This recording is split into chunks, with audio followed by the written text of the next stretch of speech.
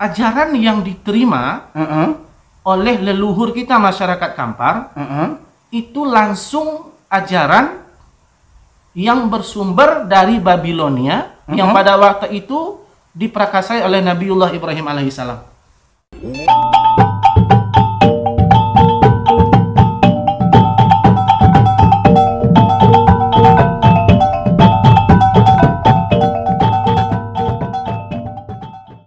Bismillahirrahmanirrahim. Assalamualaikum warahmatullahi wabarakatuh. Para pemirsa, warganet, netizen, dan subscriber channel Sesuk TV. Kembali saya dan narasumber adinda saya Edi Muharman menjenguk pemirsa. Karena memang pada episode sebelum ini tema yang kita angkat tentang leluhur dan nenek moyang Kampar. Ternyata memang ada sebuah fakta yang terungkap bahwa bukan kita mencari nenek moyang, kata narasumber, tapi kita yang nenek moyang. Itu yang memang kita coba kemarin ungkap pada episode pertama, dan ada yang terpotong mengingat durasi kita yang memang tidak mungkin terlalu panjang. Maka pada episode selanjutnya ini kita tak berbicara soal itu lagi narasumber, tapi kita coba singgung sisi lain tentang saya. Yang menjadi pikiran saya adalah tentang ajaran dan keyakinan. Ajaran dan keyakinan daripada katakanlah leluhur kita atau nenek moyang kita. Nenek moyang dalam pengertian ya nenek moyang kita, bukan kita mengkaji asal usul nenek moyang, tapi nenek moyang yang pernah tinggal di negeri Soko ini. Bahwa sejarah-sejarah kekinian dan yang menjadi literatur yang sudah menjadi opini bahwa nenek moyang kita beragama Buddha.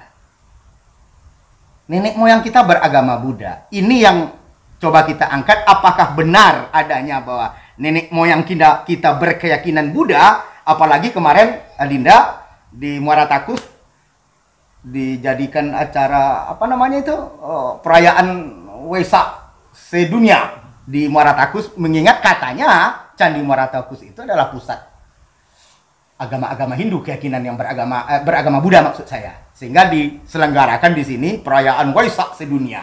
Nah, inilah yang kita pertanyakan kepada narasumber, apakah benar nenek moyang kita yang tinggal katakan di Candi Muara Takus itu adalah beragama Buddha?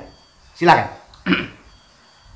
Assalamualaikum warahmatullahi wabarakatuh. Ya, waalaikumsalam warahmatullahi wabarakatuh. Para pemirsa Sesuk TV yang saya hormati, ini tema sekarang tidak kalah beratnya daripada tema sebelumnya. Ya. Kalau tema sebelumnya kita coba membuka sedikit tentang leluhur masyarakat kita. Ya. Masyarakat Kampar. Betul. Kemudian pada sesi kali ini kita akan mendiskusikan tentang ajaran ya. Iya. Ajaran apakah benar di Kampar ini sebelum Islam masuk itu menganut Hindu Buddha atau seperti apa? Iya. Baik, sedikit mungkin di sini yang bisa saya sampaikan. Untuk mengetahui permasalahan ini kita harus betul-betul melihat secara jelih ya. Iya. Terkait peninggalan sejarah yang diklaim selama ini oleh ya semacam seolah-olah sudah menjadi paradigma. Iya.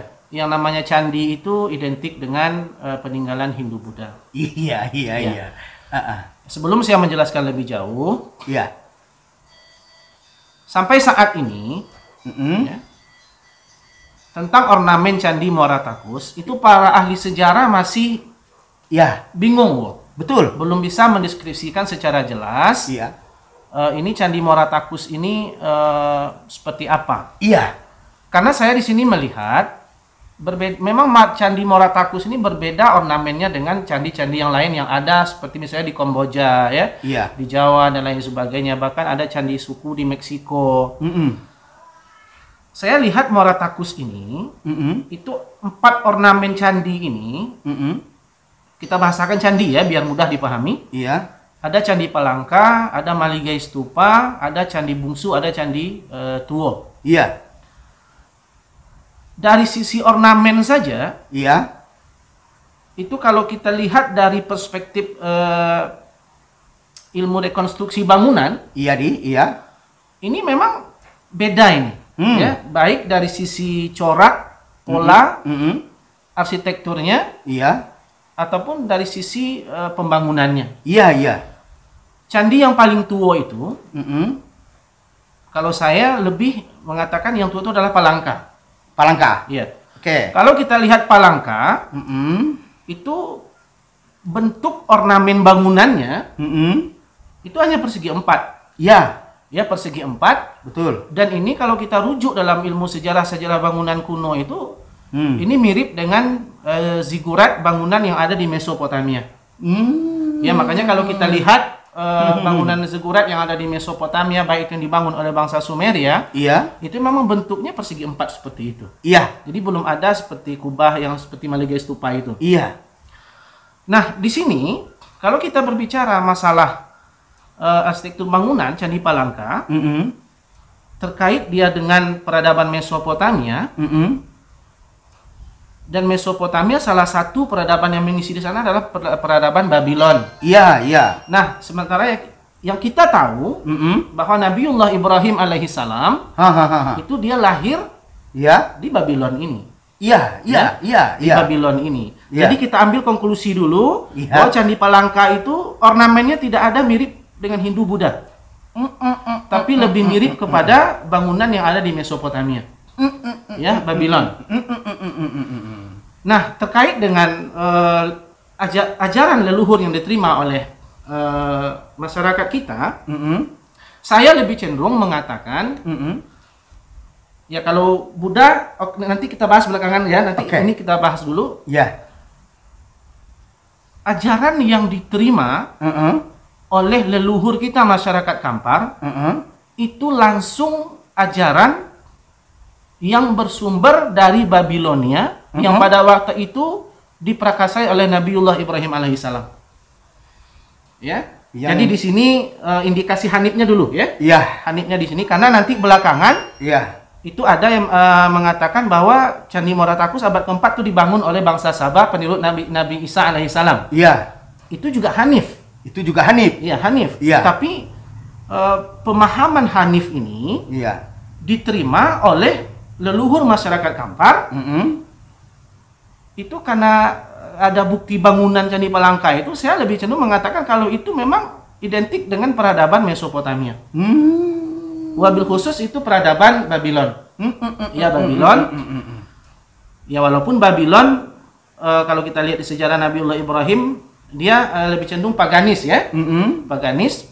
Cuma di sini ada filosofis ajaran yang lebih memungkinkan secara logis ajaran Nabi Ibrahim itu diterima di sini. Jadi saya mengatakan dari dulu leluhur masyarakat kita itu memang sudah ada kepercayaan kepada Tuhan yang satu. Ya, walaupun pada waktu itu ya syariat Rasulullah belum datang. Betul. Ya, Nabi Muhammad masih jauh ke belakang belum datang. Nah, prinsip Hanif itu sudah ada. Kenapa saya katakan demikian? Karena cukup menarik. Kalau kita lihat misalnya penggunaan kata-kata andiko ya, yang menjadi jati diri kita. Kalau kita lihat di literatur India, mereka mengatakan andiko itu adalah asal katanya andaka. Andaka itu artinya orang atau komunitas orang yang menyimpang dari ajaran Veda. Nah, ini perlu dicatat. Dalam literatur India, andiko itu Andaka ini adalah komunitas yang menyimpang dari ajaran Veda. Cuma yang perlu kita garis bawahi, Veda yang mana? Veda yang Rig Veda kah? Atau Veda yang Yajur Veda sama Veda atau Upanishad? Nah, kalau dalam literatur India itu dikatakan andiko ini adalah komunitas yang menyimpang dari Tere Veda. Tere Veda itu identik dengan Veda yang ketiga. Kalau Veda yang ketiga itu sudah melahirkan konsep dewa-dewa. Nah, berarti kalau andiko itu dikatakan orang yang menyimpang dari Veda, yang dalam pengertiannya menyimpang dari konsep Tera Veda, justru ini adalah orang Hanif. Sebab menyimpang dari ajaran yang menyimpang itu lurus. Iya kan? Menyimpang dari ajaran yang menyimpang itu lurus. Jadi kalau karena jelas ajarannya menyimpang, terus kita menyimpang lagi dari ajarannya menyimpang, berarti lurus. Lurus. Iya, Hanif dia. Iya. Dan ini memang terkoneksi dengan ajaran yang dipelopori oleh Nabiullah Ibrahim. Iya. Ibrahim alaihissalam. Nabi Ibrahim dia agama yang hanif. Iya. Ya. Lurus. Yang kemudian ini cikal bakal menjadi agama yang dikembangkan oleh Rasulullah SAW. Kita tahan Edi, bahwa dalam sejarah kita temukan bahwa ajaran Rasulullah Nabi Muhammad itu masuk ke Andiko atau ke tempat kita pada abad ke-7. Abad ke-7, ya. Berarti sebelum abad ke-7 ajaran tauhid itu sudah ada. Sudah ada, monoteism ya. Monoteism. Satu Tuhan. Bahwa ajaran tauhid yakin dengan Tuhan yang satu. Iya. Bahwa itu oleh narasumber tadi berdasarkan kajian dan analisa bahwa itu adalah yang dimaksud dengan milata Ibrahim itu, ya kan? Ajaran tauhid Ibrahim itulah yang ada di Andiko ini. Iya. Karena begini, kenapa saya lebih cenderung mengatakan ini filosofis ajaran monoteism yang ada di kita ini lebih ke Nabi Ibrahim alaihissalam. Karena kalau kita sebut misalnya, walaupun sama esensinya ya antara ajaran Nabi Ibrahim dengan Nabi Musa, karena seluruh Nabi itu tauhid. Tauhid. Dari Nabi Adam sampai Muhammad itu risalahnya hanya satu Tuhan. Iya. Cuma kalau kita bahasakan di tempat kita ini adalah ajaran yang meneruskan ajaran Nabi Musa dan ajaran Nabi Isa, ingat, Nabi Musa dan Nabi Isa ini ajaran mereka hanya ada dalam lingkaran Bani Israel. Ya, tapi kan begini, Adinda Edi, bahwa ajaran itu ada di kaum Bani Israel, tapi kan tidak tertutup kemungkinan bahwa ajaran itu sampai ke kita juga. Enggak, secara pengerisalahan ajaran, kalau ajaran itu hanya untuk Bani Israel, ya ini berlaku hanya untuk Bani Israel. Adapun ajaran itu diterima di sini, kaum Seba datang ke sini abad ke-4 Masehi membawa ajaran itu. Di sini memang sudah ada ajaran itu yang didapat dari Nabiullah Ibrahim. Iya. Makanya mudah itu beradaptasi. Iya. Jadi ajaran yang datang kemudian dari pengikut Nabi Isa alaihissalam Iya. membawa satu Tuhan. Iya. Kita sudah ada satu Tuhan tuh sudah dilaksanakan sejak zaman Nabi Ibrahim alaihissalam. Jadi connect dia. Sebelum diskusi ini ada beberapa episode sebelum ini dengan Adinda Nur Hidayat atau dengan Edi sendiri. Tadi bahkan sebelum ini kita membahas tentang nenek moyang yang bahkan oleh narasumber sampaikan itu bisa ditarik ke belakang lagi sampai ke bahkan dihubungkan ke Nabi Idris.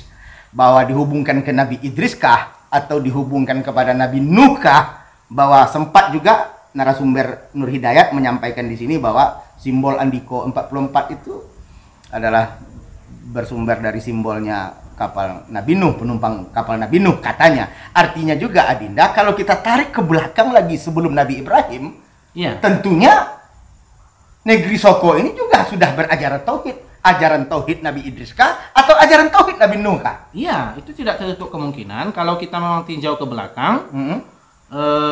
Dengan sebuah hipotesis kita simpulkan bahwa nenek moyang kita itu berasal dari mereka yang ada dalam sampan Nabi Nuh alaihissalam. Iya. Ya, memang iya, karena orang-orang yang ada di kapal Nabi Nuh itu adalah mereka yang ikut dengan ajaran Nabi Nuh. Iya. Mereka juga tanda kutip orang-orang muslim ya. Betul. Karena seluruh nabi itu adalah muslim. Iya. Ya, seluruh nabi itu adalah muslim.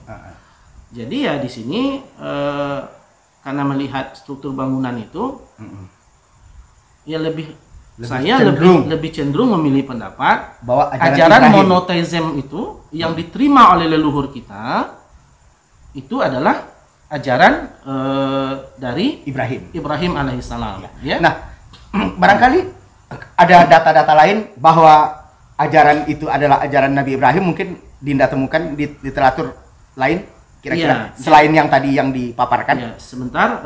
Jadi kalau kita kaitkan dengan keberadaan candi, keberadaan candi, misalnya Candi Mahligai Stupa ya, itu diperkirakan abad ke-4 kalau saya tidak salah itu ya, dibangun abad ke-4 masih oleh Asoka ya, Asoka. Sebetulnya pembangunan Candi Stupa ini, kenapa Candi Stupa itu berdiri di sini? itu bukan mutlak masyarakat kita menganut Hindu Buddha, bukan. Oh gitu. Ya, tapi bisa jadi Asoka membangun Candi Maligastupa itu di sini karena dia mungkin melihat ada persamaan filosofis ajaran. Nah, karena ajaran Asoka ini kalau masa abad keempat Masehi itu kan apalagi Asoka ini kan rentang waktunya kan sebelum Masehi sebetulnya. Sebelum Masehi sampai abad ketiga Masehi. Dan tidak tertutup kemungkinan kalau Asoka yang pertama di India itu dia juga menganut azas monoteisme. Ya. Dia masih berpegang kepada Rig Veda. Ya. Jadi melihat filosofis kesamaan ajaran, yaudah dibangun Maligastupa di sini. Ya. Dan di sisi lain masyarakat kita memang welcome dari dulu. Welcome dari dulu. Dia menerima ajaran dari Hindu yang identik dengan Hindu Buddha. Dia juga menerima ajaran agama yang muncul dari kaum Sabah tadi. Iya. Jadi welcome aja kita menerima, tapi ya kita memang dari dulu sudah menganut prinsip monoteisme. Ini menurut saya. Ya, ada lagi Dinda. Saya mencoba saja menganalisa bahwa datangnya ajaran risalah Islamiyah Nabi Muhammad di Makkah, ya kan?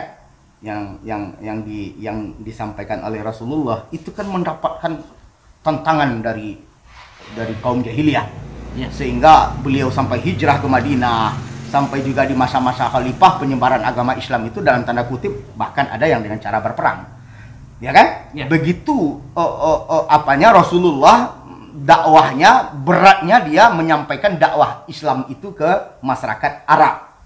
Tapi kenapa Islam itu amat sangat mudah diterima di sini?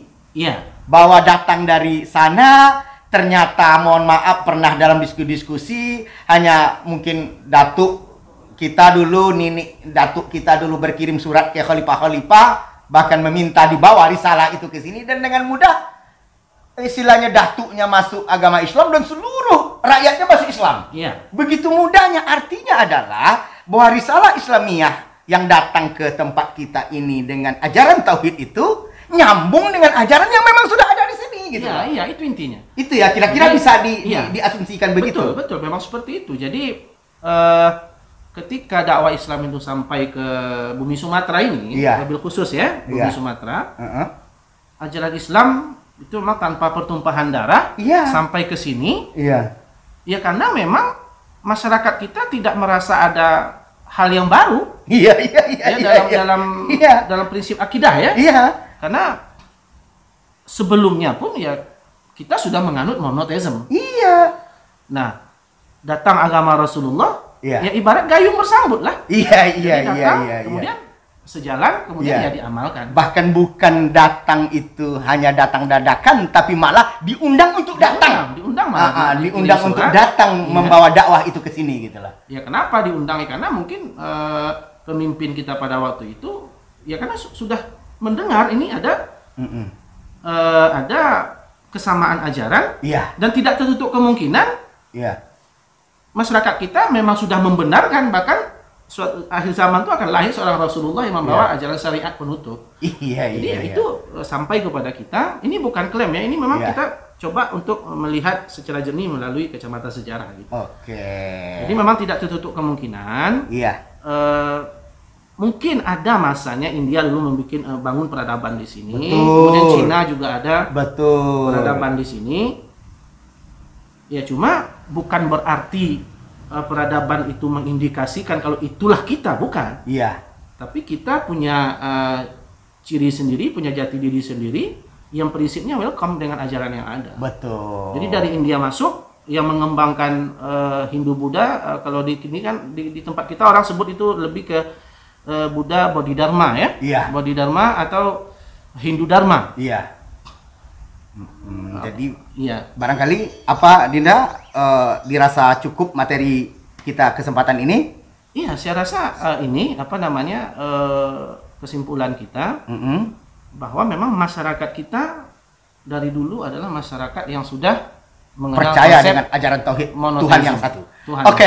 Para pemirsa dan netizen serta subscriber channel Sesuk TV yang dirahmati Allah, itulah gambaran yang kita harapkan dan inginkan dari apa yang disampaikan oleh pemateri tadi, bahwa dalam sejarah yang kita terima dari datuk nenek kita misalnya bercerita bahwa kita dulu Hindu nak, kita Buddha dulu nenek moyang kita kan begitu, itu bisa kita klarifikasi, bisa kita tepis bahwa sesungguhnya dari kajian-kajian yang dilakukan oleh rekan-rekan kita, dari pendalaman-pendalaman yang dilakukan oleh sejarawan kita, budayawan kita, kita sudah bisa membuktikan bahwa di negeri Soko ini, di negeri Kampar, di negeri Andiko 44 ini, jauh sebelum ini, bahkan jauh sebelum Islam masuk ke negeri ini, sudah percaya dengan ajaran Tauhid, sudah percaya dengan Tuhan yang satu. Dan apakah itu inti dari Serambi Mekah itu?